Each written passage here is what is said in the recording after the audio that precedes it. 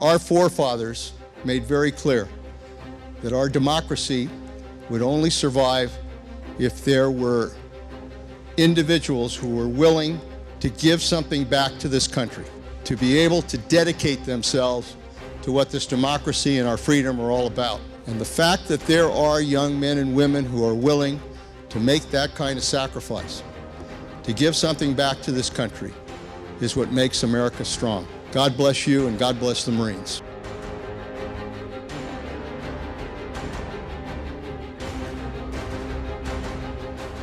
Since our first call to duty 237 years ago, Marines have established a reputation as bold innovators and elite warriors, anchored by our sense of honor and love of country. The service of Marines during conflict, peace, and uncertainty has demonstrated an ageless ethos of fidelity and courage that has established who we are. The State Department confirmed the U.S. diplomatic mission in Benghazi, Libya, was under attack. An ambassador to that country was murdered last night along with 3 other Americans. City of Benghazi, the second attack on overseas U.S. Marine rapid response team sent to Libya. A Marine team is now making its way to Sudan to deal with the aftermath. Marine rapid response team is in Yemen's capital following the violent attacks on the Our nation has come to understand that when a crisis occurs or security is threatened, Marines respond quickly and unfailingly. We accomplish the mission, not most of the time, but every time. This is who we are. This is our legacy.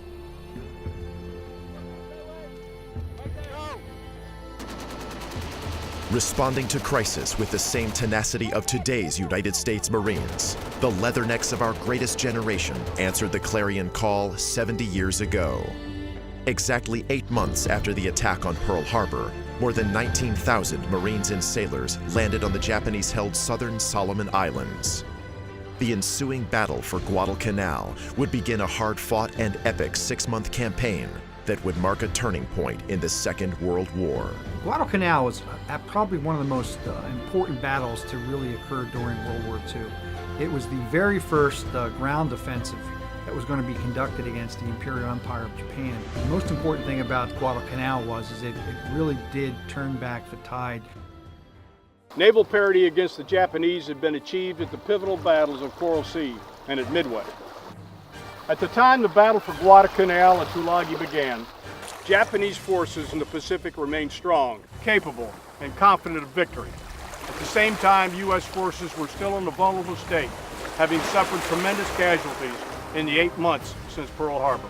In the late summer of 1942, upon learning Japanese forces were building an airfield in the southern Solomons, the U.S. Joint Chiefs of Staff made the decision to seize the key islands of Guadalcanal and Tulagi. Although newly arrived in the Pacific, the 1st Marine Division, under the command of Major General Alexander Vandegrift, was selected to make the critical landings.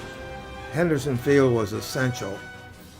It was an unsinkable flat top. Without it, we had no air defense at all. During 1 week in late August and early September alone, some 5,000 Imperial troops landed and were thrown against the Marines' defensive perimeter. The constant attacks tested resolve, but the line was held. Marines endured not only relentless attacks from the Japanese, but also malaria, dysentery, short supplies, and the harsh tropical climate of the South Pacific. And then the natives came in and told us that a couple thousand Japanese had landed at Tasamboko.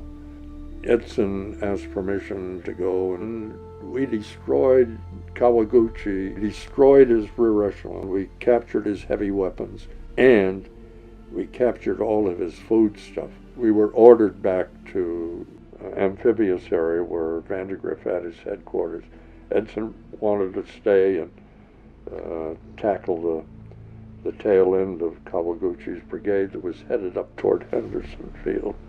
Here at Alligator Creek, at Bloody Ridge, the Matanikaw River, and in the skies over Guadalcanal, combat legends like Lou Diamond, Merritt Red Mike Edson, John Basilone, Mitchell Page, and Harold Bauer demonstrated the grit and tenacity for which leathernecks are known. The Marines taught us to be men, really. We were young boys. They taught us to be men and to work with each other, to accept the hardships with each other, and also any glory that there might be or anything like that. It was a tremendous help. The total cost of the Guadalcanal campaign was high. On the ground, almost 1,600 officers and men were killed. 1,152 of them were United States Marines. The wounded numbered almost 5,000. The Japanese, in turn, lost close to 25,000 men on Guadalcanal to combat illness, wounds, and starvation. As significant as the physical destruction of Japanese forces by a combined arms team was, the Guadalcanal campaign was also a psychological victory for the American public. On a level playing field, the best forces of the Japanese Empire had been defeated. As we pay homage to that victory of 70 years ago, we reflect on the personal courage and sacrifice of those who fought on Guadalcanal. Now memorialized with humble headstones and name inscriptions like these here at the American Cemetery in the Philippines, we honor and remember those who gave so much. Guadalcanal was their last offensive action. After Guadalcanal, the Japanese were on the defensive throughout the Pacific. Following the repulse of the Japanese counterattack early in the battle, General Vandergrift described his young Marines by saying, "These youngsters are the darndest people you ever saw when they get started." With the same spirit as the Marines of World War II, who fought for honor and for country, today's Marines, nearly all who joined since 9/11, continue to follow the colors into harm's way, knowing full well what the hardships they will endure. We started taking machine gun fire from multiple positions. Our heavy guns, our 50 caliber Mark 19, started engaging. I was posted up into rear security, and as I was doing so, I heard some arguing going around a tall wall. I popped that corner. I shot 2 bursts, about 15 rounds apiece. I went right behind the corner to reload, and I saw a machine gun barrel come around the corner. So I grabbed it, I punched the guy, threw him up against the wall. The combat valor, confident professionalism, and selfless commitment of today's Marines stand with any in our history. All of us in the Marine Corps family realize our role as America's premier crisis response force. We remain the first to fight. We will continue to be faithful to our nation and to one another, and never take for granted the blessed liberty our country has given us. My service, I feel, is dedicated to those young Marines, the ones that are really putting their lives out there on the line. The 17, 18, 20-year-old that raises his right hand and says, "I'll volunteer for my country." And it's all about protecting people who need protection. And when you need support, you call the Marines, and the Marines go in and they do a phenomenal, phenomenal job. He's chosen to become a United States Marine, and to be, you know, to choose a selfless career of service and sacrifice. I'm humbled by, you know, by that choice that he's made. We serve, we all sacrifice. We have the eagle, globe, and anchor tattooed on our soul. In the last 10 years of war, nearly 14,000 Marines have given more. And despite their wounds, they're not done giving. They're not done living. They're thriving. I truly believe I do more now than I did before I was injured. So minus 2 legs, I am a wounded warrior who is going to Georgetown in snowboards. And you know, those kind of things they're not quantifiable. They're just absolutely remarkable. And it's not because of me, it's because of the wounded warrior support. Like all Marines, our wounded warriors live life to the fullest. Participating in sports, they regain their self-confidence and remember again the value of being on a team. They also continue to give back. Some return to their active units, while others succeed in business, and even more return to school.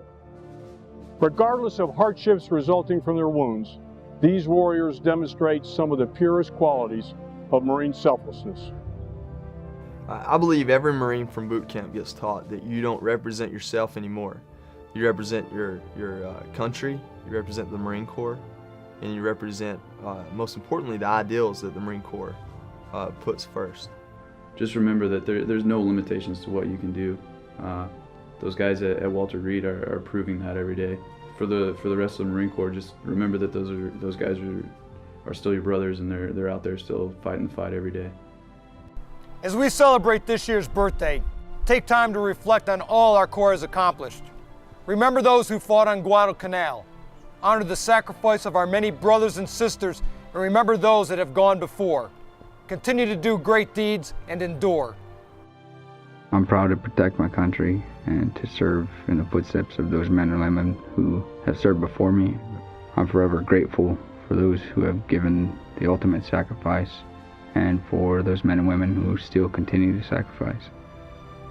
Our Corps will continue to be defined by our ability to successfully respond to the world's most challenging and chaotic situations. For honor and for country, we'll maintain our world-class standards of discipline, always remembering who we are. Take pride in all that you've accomplished, and know that Sergeant Major Barrett and I appreciate your enduring fidelity, your hard work, and your sacrifice. Happy birthday, Marines, and Semper Fidelis.